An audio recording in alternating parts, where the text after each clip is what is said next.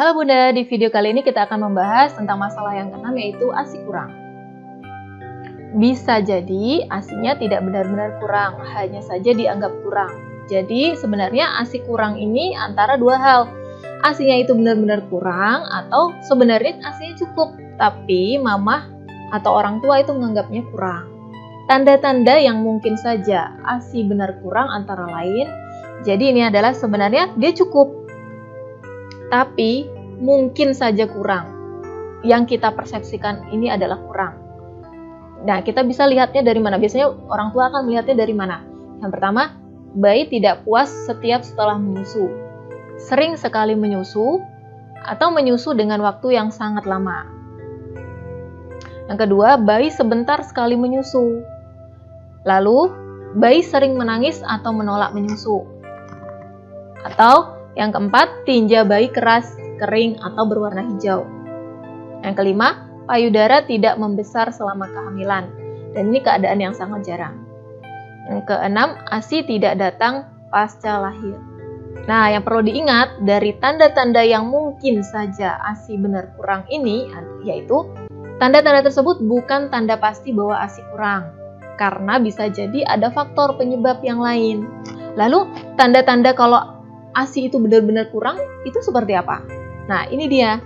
Tanda bahwa ASI benar-benar kurang antara lain, yang pertama, berat badan bayi meningkat kurang dari rata-rata 500 gram per bulan.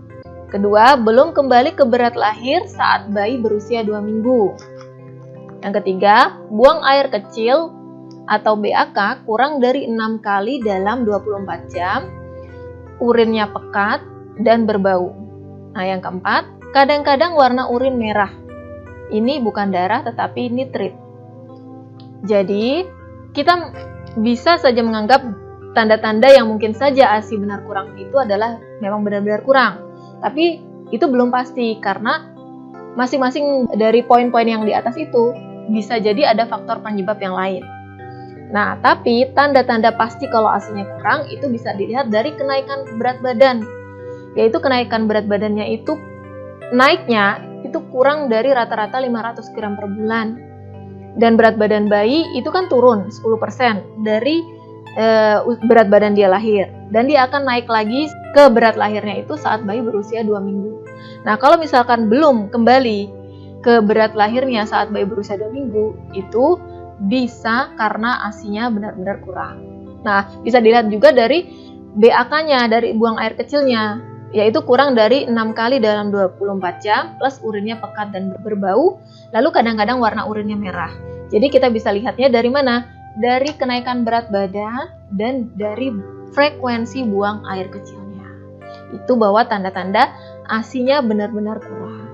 Poin-poin yang lain itu adalah mungkin saja, tanda-tanda yang mungkin saja. Tidak mesti bahwa dia ASINya benar-benar kurang. Karena faktor penyebabnya itu ada banyak. Bisa jadi ada faktor penyebab yang lain.